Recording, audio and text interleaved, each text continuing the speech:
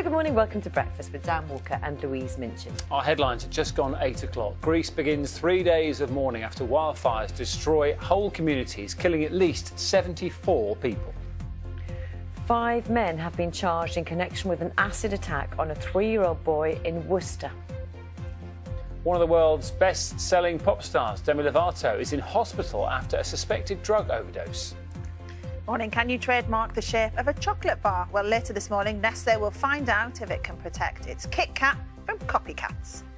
High drama at the Tour de France, protests and pepper spray in the Pyrenees, spectacular crashes too. Britain's Geraint Thomas still has the yellow jersey. Good morning from Hampton Pool, where the sun is beating down. The pool's 28. Later, the air temperature will be higher. For most of the UK today, it's going to be warm or hot, depending on where you are, with a few showers in the northwest and potentially in the southeast. But I'll have more in 15 minutes.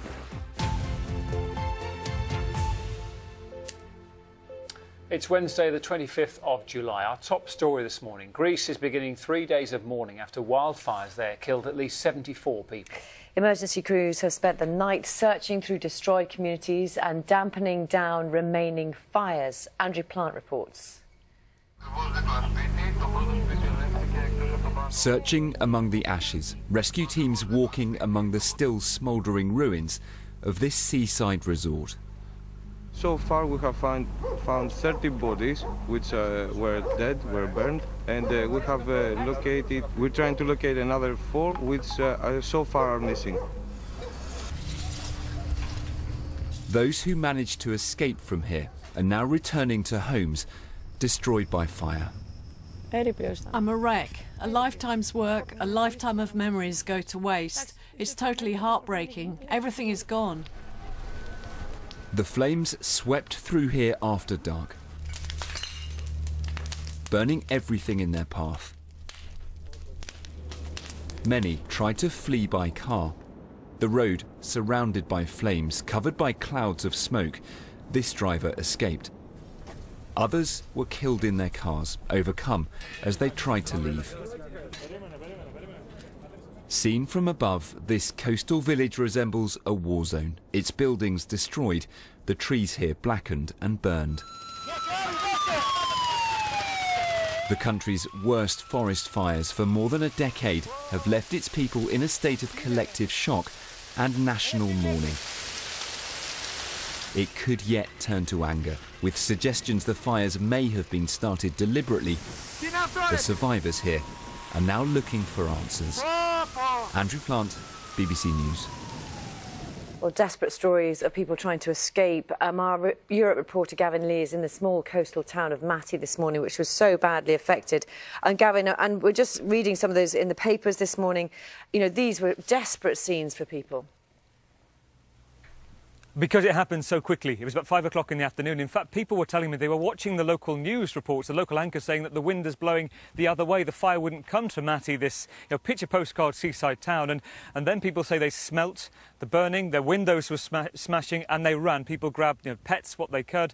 And if we just move the camera slightly, because this is the centre of Mati, and you can see some of the restaurant here that's burnt out, lots of pine trees, and across the coast, in the distance, you'll see sort of chalk and black edge. Now, there were 26 people died in this building just in the distance here because they couldn't make it to the water. Now, lots of locals say that they huddled together, they embraced children amongst the dead here. Now, this is the area which is ultimately the worst, the most devastating in terms of those people who died, and 74 people so far, according to the authorities. I've spoken to the local mayor here who says that he's personally seen more than 100 body bags. So we expect this to be the biggest single disaster from wildfires in recent times in Greece. Now, right now, the search and rescue operation is still going on at sea with coastal rescue boats, because we're told, Greek media reporting between 40 and 100 people still missing. I've spoken to a number of people that are looking for their families.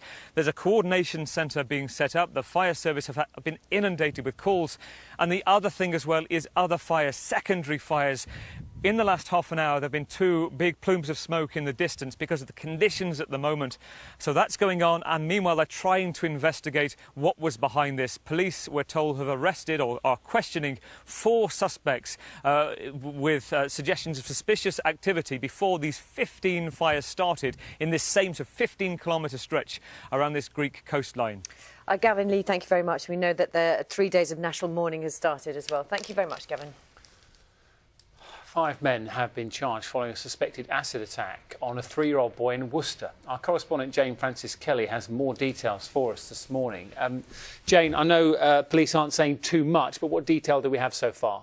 Well, the police aren't actually naming the men, but we do know that 3 of the men come from London. They're in their 30s. 2 of the men are from Wolverhampton, and they're 39 and 41. They will appear at Kidderminster Magistrates Court later today. They are charged with conspiracy to commit grievous bodily harm in connection with a suspected attack on a 3-year-old toddler. The 3-year-old was in a discount store in Worcester on Saturday when he received acid burns to his face and his arm. Now, he was taken to hospital and was discharged on Sunday, but we don't know the longer-term implications of those injuries. But police are keen, very keen to stress they think this is an isolated incident. Jane, thank you for joining us this morning on the programme. The American singer Demi Lovato is being treated in hospital in Los Angeles following a suspected drug overdose. In a statement, her agent said she was awake and surrounded by her family. US media reports say the 25-year-old was found unconscious at her home. A taped conversation has been broadcast on American television of Donald Trump and his former lawyer talking about making a payment to a Playboy model. In the audio, secretly recorded 2 months before the US election of 2 years ago, Mr. Trump and Michael Cohen can be heard discussing making the payment to the woman who said she had an affair with the president. His lawyer says no payment was ever made and no crime has been committed.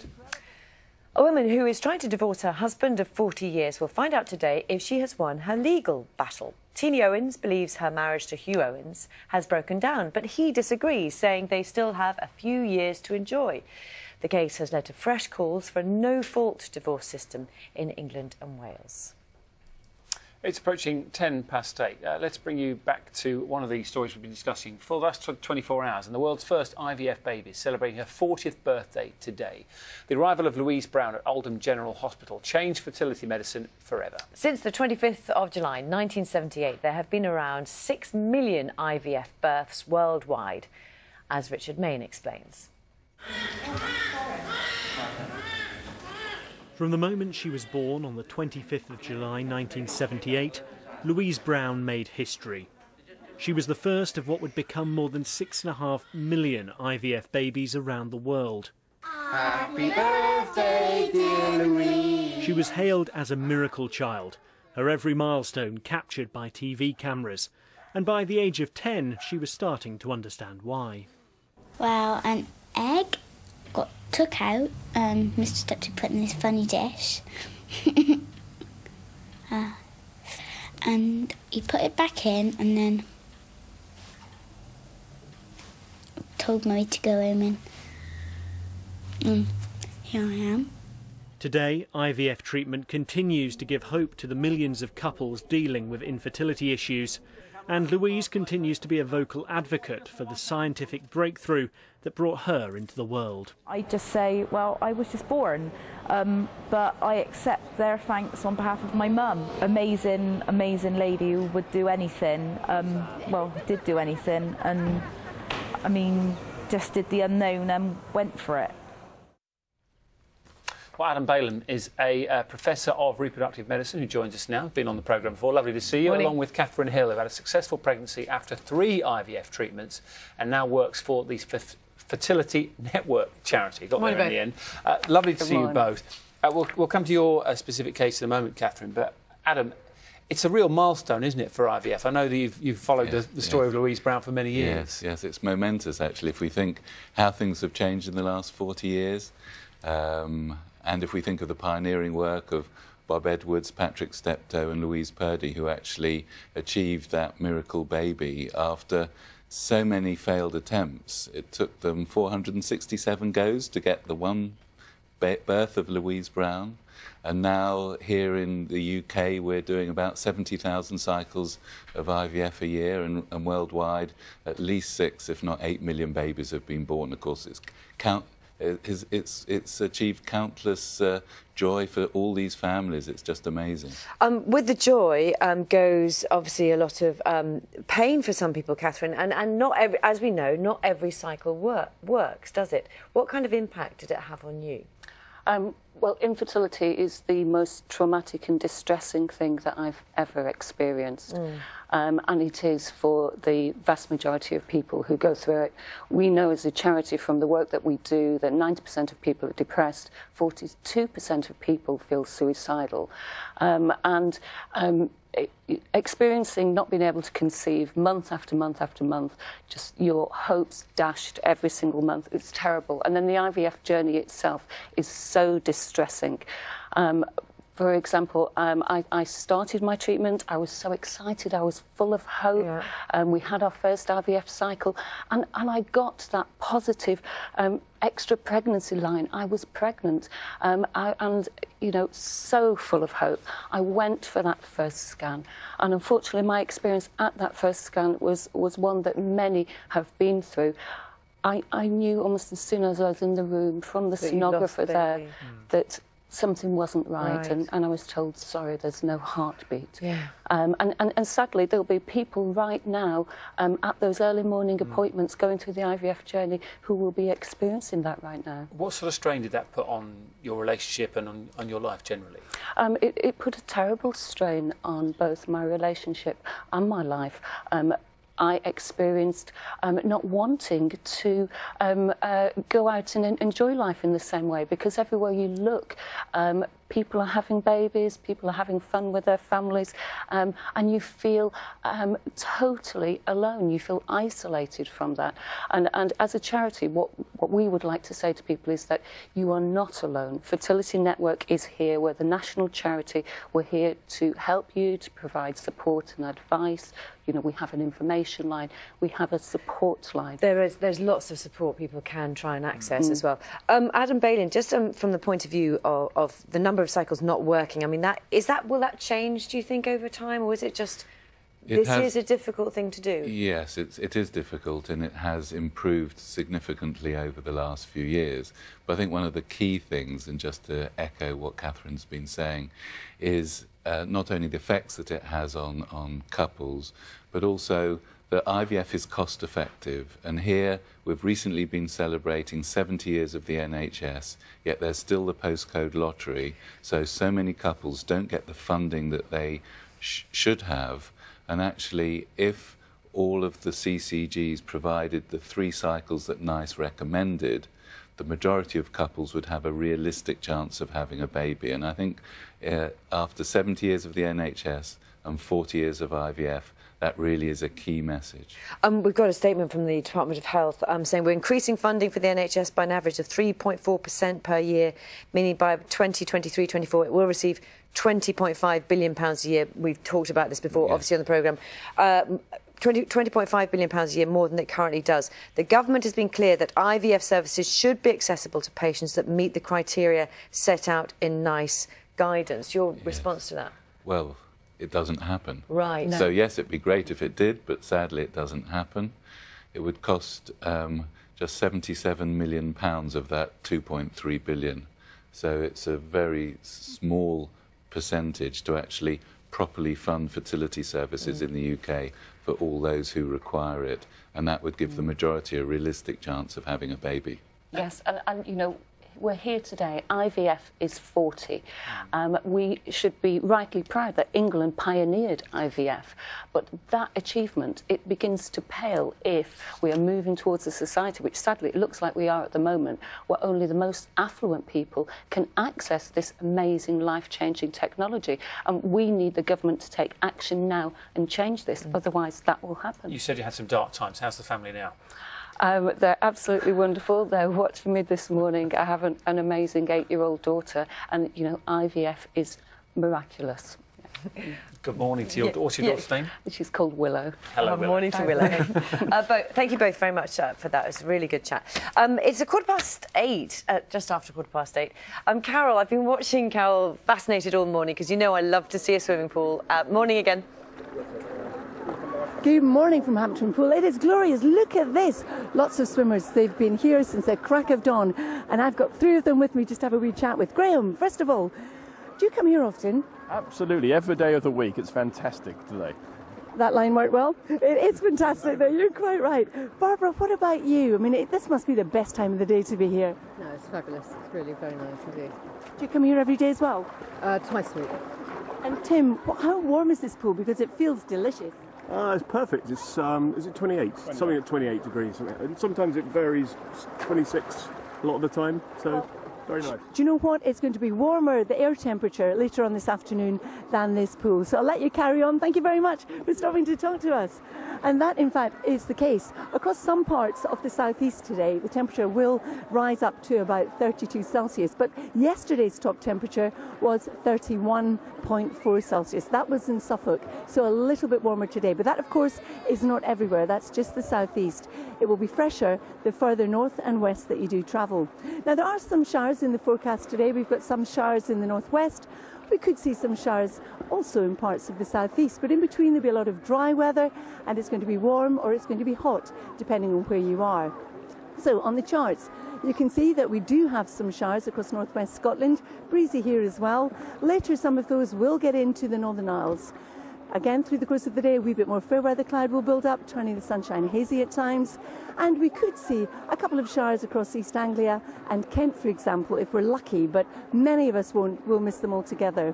Always cooler on the coast with sea breezes. Temperatures in Scotland and Northern Ireland, the high teens to the low 20s. For England and Wales, the low 20s to the mid 20s, and in the southeast up to 32. Now, through this evening and overnight, we still will have the showers across the northwest. We'll also have some showers across East Anglia and Kent. A few of these by the end of the night, drifting up towards Yorkshire, in between some clear skies. But once again, it's going to be a humid night. Temperatures falling to 12 in the north, but only to 20 in the south. So we start like that tomorrow with some showers again in the northwest. Some of those could be heavy. It's going to be noticeably breezy tomorrow as well.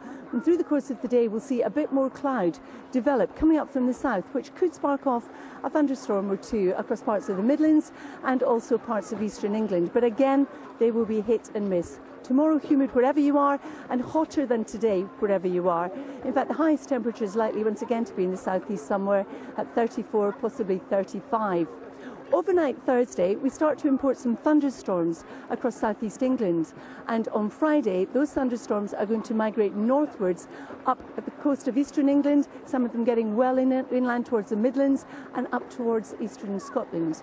At the same time, we've got weather fronts coming in from the west. The two will merge, so we're looking at some torrential downpours, particularly across parts of the Midlands, eastern England and eastern Scotland. Now, we'll see gusty winds, large hail, frequent lightning as well. This could all lead, with the rain, to some problems with flash flooding, power cuts, for example, and travel disruption. We expect it to clear early on Saturday, by which time parts of northeast England and eastern Scotland could have had as much as half a month to a full month's worth of rainfall. It will be fresher as we head through the weekend, but then temperatures climb back up into the 30s in the middle of next week. Dan and Lou. Well, thank you very much indeed, Carol. I'm very envious of you sitting by that pool. Thank you. Some serious splashing at school holidays as well, isn't it? So, packed. Now, here's a question. Go on, then. You like this sort of question, don't you? Can you trademark the shape of a chocolate bar? I would think you should be able to, but I know nothing about the legal argument. Steph does, luckily. It's all about Kit Kats, isn't it? Yeah, it is. It's about the four-finger Kit Kat. Right. So there's a bit of a fight going on at the moment between Nestle, who owns the brand, and Mondelez, which is also a big chocolate maker, owns Cadbury's. And they're arguing over Nestle saying that the shape of the four-finger Kit Kat should be protected across all of Europe. And Mondelez is saying, no, it shouldn't, because they have a similar one out in Norway. And this is a row that has been going on now for 8 years. Wow. So, it's going to have cost a lot of money. Yeah. It does. I mean, yeah, there's so many legalities to this, but the reason they're so bothered is because they feel that that is very distinctive to their brand, and if other ones came out that were similar, then they would lose money. So, you know, it is all about money. But what's interesting is also by